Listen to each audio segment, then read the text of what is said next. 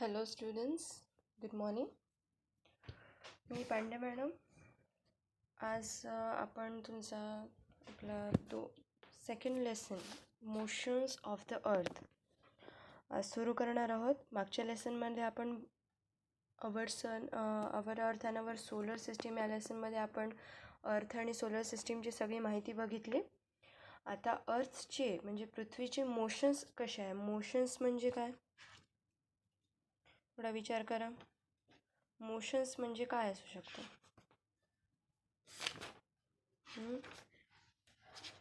What is mean by motion.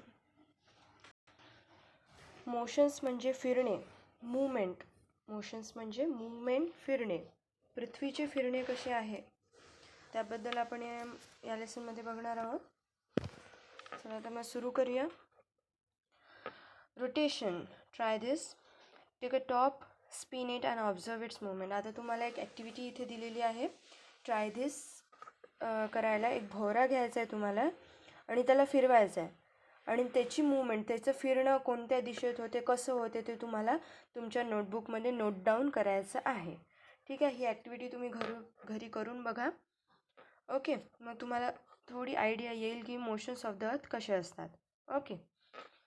The top turns around itself. Any object that turns around itself actually turns around a certain imaginary line.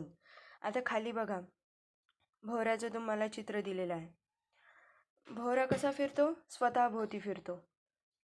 आणि तो आपल्याला आता any object that turns around itself actually turns around a certain imaginary line. एक imaginary एक line असते, जे असं आपल्याला वाटते की त्या लाईनमध्ये तो फिरून राहिलेला आहे. म्हणजे आपली तशी काही म्हणजे लाईन नसतेच ॲक्च्युअलमध्ये, पण आपल्याला असं वाटत असते की हो बा हा या आकारात फिरत आहे, या लाईनने फिरत आहे. जसं आपण पंख्याकडे सुद्धा बघितलं तर आपण आता समजा म्हटलं की बा हा एका दिशेत असा मोशनमध्ये क्लॉकवाईज फिरत आहे आणि जर आपण विचार केला उलटा फिरत आहे तर आपल्याला तसंच वाटणार की बा उलटा फिरत आहे. तर असं एक इमॅजिनरी लाईन असते, त्याच्या भोवती भोवरा स्वतःभोवतीच फिरतो. The turning of an object around itself is called as rotation. स्वतःभोवती फिरणे त्याला आपण म्हणू रोटेशन. रोटेशन आणि रिव्हॉल्युशन हे दोन वेगवेगळे पार्ट आहे. रिव्हॉल्युशन आपण मागच्या चॅप्टरमध्ये पाहिलं. रिव्हॉल्युशन म्हणजे दुसऱ्या भोवती फिरणे म्हणजे रिव्हॉल्युशन, आणि रोटेशन म्हणजे स्वतःभोवती फिरणे. जसं भोवरा स्वतःभोवती फिरतो, पृथ्वी स्वतःभोवती फिरते आणि सोबतच सूर्याभोवतीसुद्धा फिरते. तर सूर्याभोवती फिरण्याला आपण काय म्हणू, रिव्हॉल्युशन, आणि स्वतःभोवती फिरण्याला आपण काय म्हणू, रोटेशन. ठीक आहे. हे अंडरलाईन करून ठेवा किंवा लक्षात ठेवा. आहे and the imaginary line around which it rotates is called as axis of its rotation. आणि ज्या स्थितीत आणि ज्या लाईनमध्ये असं आपल्याला वाटते की बा तो फिरून राहिला त्याला आपण काय म्हणू, ॲक्सिस ऑफ द रोटेशन. म्हणजे ॲक्सिस ऑफ द रोटेशन म्हणजे आपण त्याला म्हणू अक्ष किंवा आस, ज्याला मराठीत आपण म्हणू शकतो. ॲक्सिस ऑफ रोटेशन म्हणजे एका स्थिर याच्या भोवती तो फिरतो, एका लाईन भोवती तो फिरतो. त्या लाईनला आपण ॲक्सिस असे नाव दिलेलं आहे सायन्समध्ये. ओके. पुढे जाऊ. The earth rotations. ट्राय दिस दिलेला आहे तुम्हाला. Take a globe like the one in the picture and spin it. पिक्चरमध्ये जसं तुम्हाला दिसत आहे एक ग्लोब म्हणजे पृथ्वी घेतलेली आहे, त्याला फिरवा म्हणत आहे ते. Note the line around which it rotates. आणि एक लाईन नोट करा म्हणते की बा ज्या दिशेत ती फिरत आहे, म्हणजे सरळ फिरत आहे की उलटी फिरत आहे, त्या लाईन अशी ड्रॉ करा. Now take a plumb line and hold it close to the globe as shown in the picture.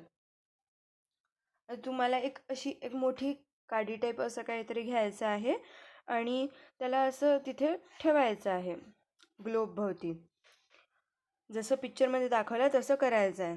आणि if you can not get a plum line, tie a long thread to an eraser and make one. आणि जर तुम्हाला एक lamp वगैरे काडी नसेल भेटत तर एक धागा बांधा, आपला रबर जो असतो तो, त्याला धागा बांधा आणि ते असा ठेवा. तर आता ऑब्झर्वेशन म्हणजे आपल्याला काय त्याच्यातून माहीत पडेल. आता बघा, you will see that the plumb line and the earth axis are at an angle at each other. जर आपण तो असा धागा ठेवला आणि जी आपण इमॅजिनरी लाईन ड्रॉ केली होती की त्या दिशेत पृथ्वी फिरत आहे, म्हणजे तो ग्लोब फिरत आहे, ती लाईन आणि हा जो धागा आहे तो एका अँगलवर राहील. तुम्हाला आता मॅथमॅटिक्समध्ये तुम्ही अँगल बघितले असेल. एका अँगलमध्ये म्हणजे एका सरळ रेषेत किंवा एक त्याचा अँगल तयार होत असताना आपल्याला दिसेल. बघा त्या पिक्चरमध्येच बघा तुम्ही, एक अँगल तयार होताना दिसत आहे तुम्हाला. बघा प्लम लाईन बघा आणि ॲक्सिस बघा, एक अँगल तयार होताना दिसत आहे, म्हणजे इंटरसेक्ट होत आहेत ते बघा, म्हणजे एकमेकांना आहेत. Okay, that is the earth axis is inclined. आता इन्क्लाइन म्हणजे काय असते?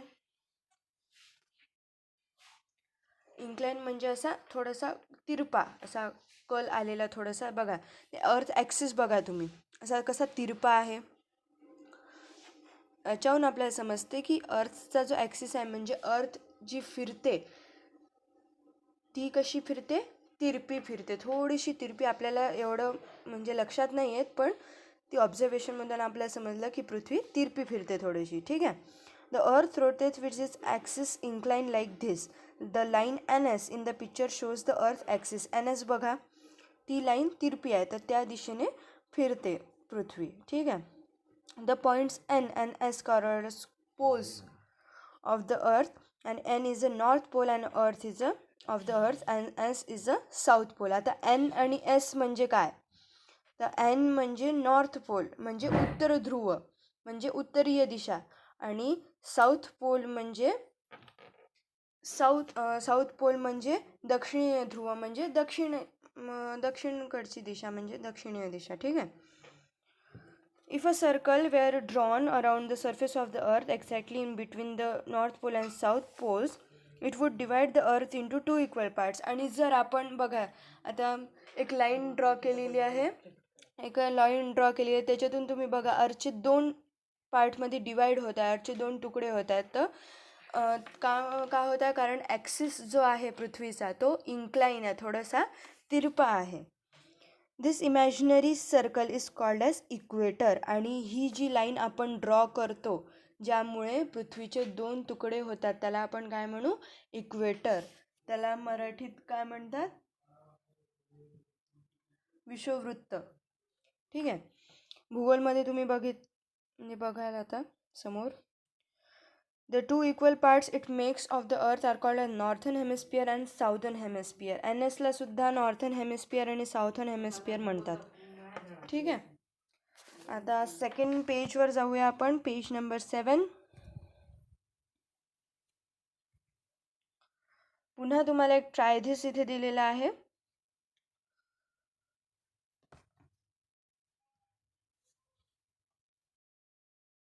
The candle in the middle of a large table. आता तुम्हाला एक मोठा एका टेबल घ्यायचा आहे आणि त्याच्या मधात एक तुम्हाला कॅन्डल ठेवायची आहे, मेणबत्ती तुम्हाला ठेवायची आहे. Draw big circle around the candle. पिक्चरमध्ये बघा, त्याच्या भोवती एक मोठा सर्कल, एक मोठा गोल तुम्हाला तयार करायचा आहे. Place a globe at any point on this circle and light the candle. आणि एका कोणत्याही तुम्हाला जे आवडेल त्या पॉईंटवर छोटासा असे ग्लोब ठेवायचा, जसं तुम्हाला पिक्चरमध्ये दिसत आहे तसं. सी दॅट, आणि लाईट द कॅन्डल, आणि मेणबत्ती लावायची आहे. See that it is dark in the room. Suppose that candle is a sun. आणि एक अशा अंधार अशा असलेल्या रूममध्ये तुम्हाला हे सगळी कृती करायची आहे. आणि एक असे अज्यूम करा, एक सपोज की बा ती कॅन्डल सूर्य आहे, तर मग काय होईल? ज्या पृथ्वीच्या भागावर तिचा प्रकाश पडत आहे तिथे सूर्य असेल, आणि बाकीच्या ठिकाणी रात्र असेल. म्हणजे जिथे सूर्य पडेल तिथे दिवस असेल, बाकीच्या ठिकाणी रात्र असेल. Now looking at the globe from the direction of the North Pole, turning it anti-clockwise. This is how the earth rotates, that is, it rotates from west to east. हे महत्त्वाचं आहे. अर्थ कोणत्या दिशेने रोटेट करते?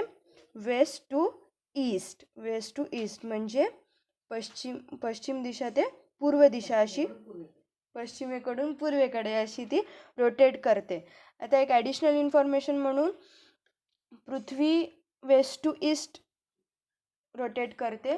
सगळे ग्रह वेस्ट टू ईस्ट रोटेट करतात, फक्त जो वेनस आहे, आपण मागच्या चॅप्टरमध्ये बघितलं वेनस जो so called as evening star, तो फक्त ईस्ट टू वेस्ट असा रोटेट करतो. हे तुम्हाला पुस्तकात दिलेलं नाही आहे, मी सहज म्हणून सांगत आहे. Okay. As the earth rotates, its different parts come into the light of the sun one after the other and turn away from it also in the same order. आणि सेम ऑर्डरमध्येच वेस्ट टू ईस्ट नेहमी अशीच फिरत असते पृथ्वी. ठीक आहे. आणि त्याचनुसार सूर्याचा प्रकाश आपल्याला दिसतो. तुम्ही एखाद्या वेळेस ऐकलं असेल की जेव्हा आपल्या इथे दिवस असतो तेव्हा अमेरिकेमध्ये रात्र असते. कारण काय, तेव्हा पृथ्वीची स्थिती त्यावर डिपेंड असते की पृथ्वी जशी फिरेल तशी त्या त्या देशात त्या त्या रिजनमध्ये त्या त्या एरियामध्ये सूर्य उगवतो. ठीक आहे.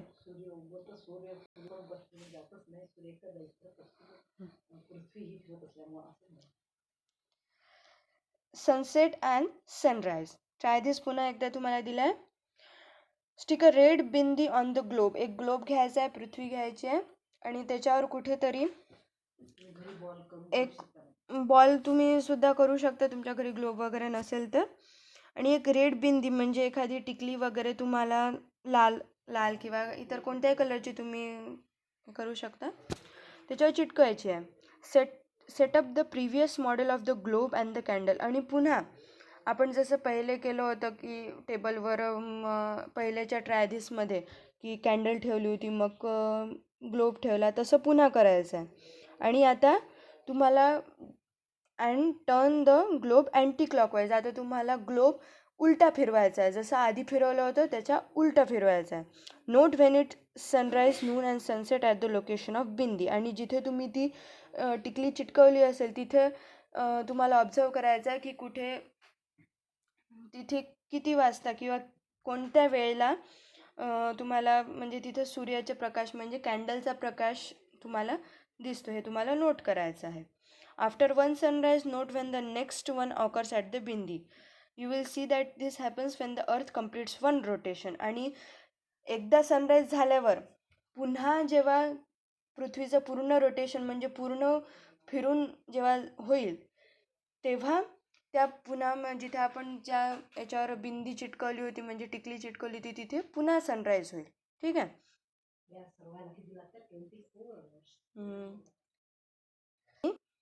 You will C.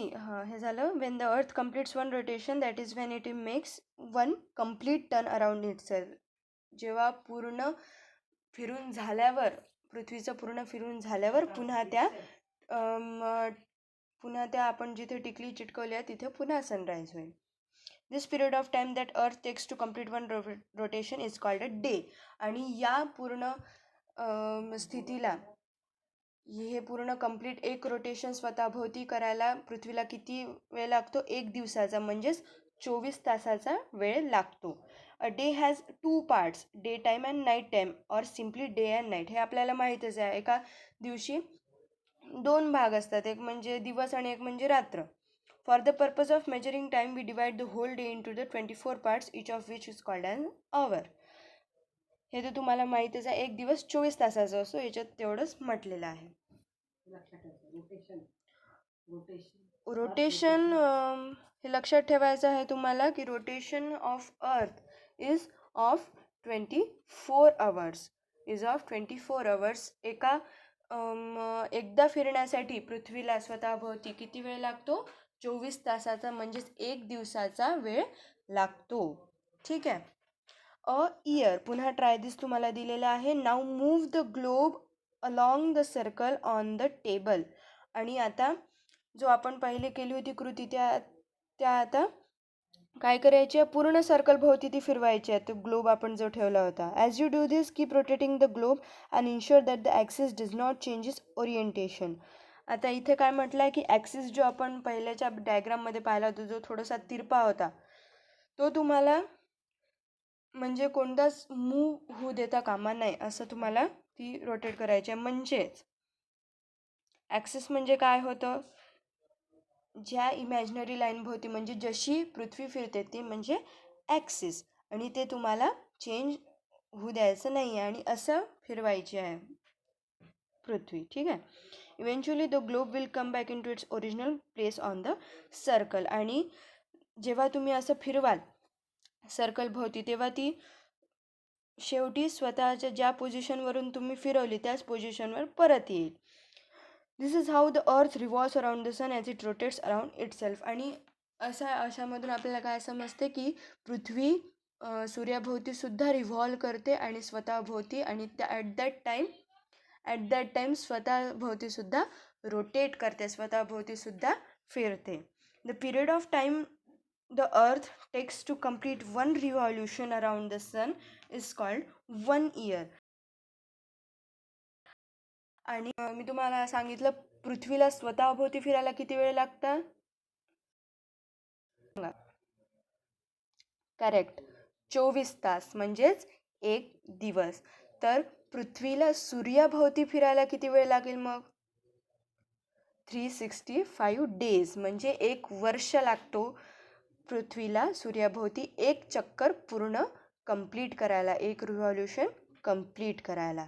ठीक आहे, हे तुम्हाला लक्षात ठेवायचं आहे. पृथ्वीला स्वतःभोवती किती वेळ लागतो स्वतःभोवती फिरायला?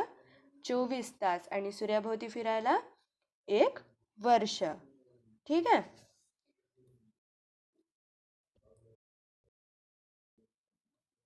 ओके.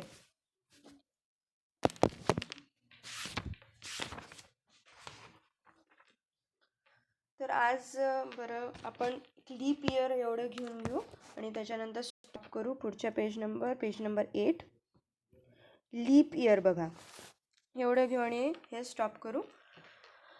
लीप इयर, आता लीप इयर काय असते बघा.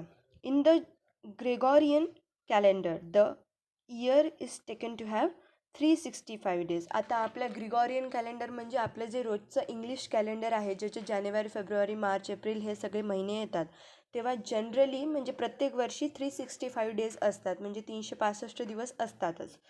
It means that it counts 6 hours less every year.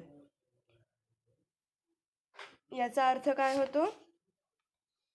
याचा अर्थ की प्रत्येक वर्षात 6 तास कमी धरले, म्हणजे 4 वर्षात 6 तास कमी, म्हणजे एका वर्षात 6 तास कमी धरले जातात, बरोबर.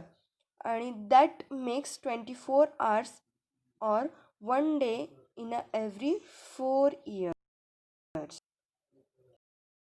म्हणजेच 24 तास किंवा 1 दिवस पूर्ण दिवस कमी धरला जातो, बरोबर. तर मग काय होते?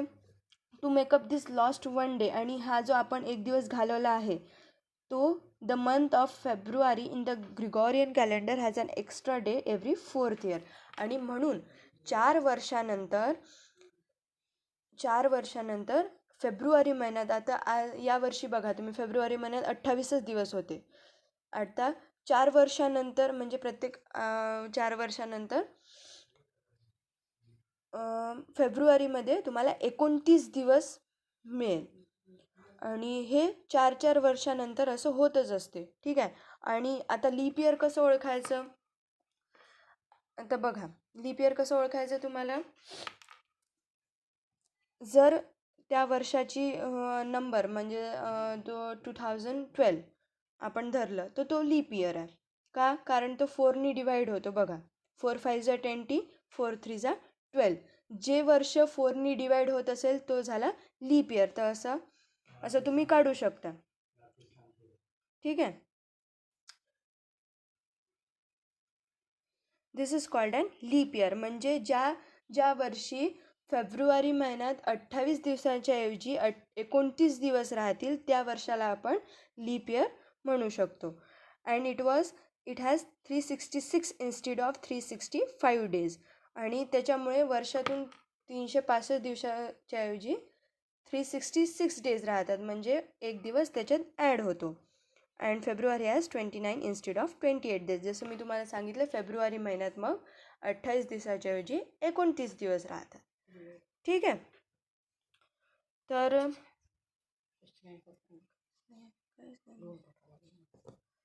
ठीक आहे. तर मग आता पुढचं आपण पुढच्या पिरियडमध्ये बघू. आणि पुढच्या पिरियडमध्ये तुमचा बहुतेक हाही लेसन कंप्लीट होऊन जाईल. आणि एक्सरसाइज आपण सोडवून घेऊ. आणि मागच्या लेसनचे खूप थोडे जणांनी मला एक्सरसाइजचे क्वेश्चन पाठवले आहेत. सगळ्यांनी जे व्हिडिओ पाहते मला माहीत आहे कोण कोण व्हिडिओ मला दिसते ते कोण कोण पाहते ते. त्याच्यामुळे प्रत्येकाने मला होमवर्क करून पाठवायचं आहे. ज्यांचे राहिलं असेल पहिल्या लेसनचे एक्सरसाइजचे फोटो पाठवणे त्यांनी मला फोटो पाठवायचे आहेत, हे लक्षात ठेवा. ठीक आहे.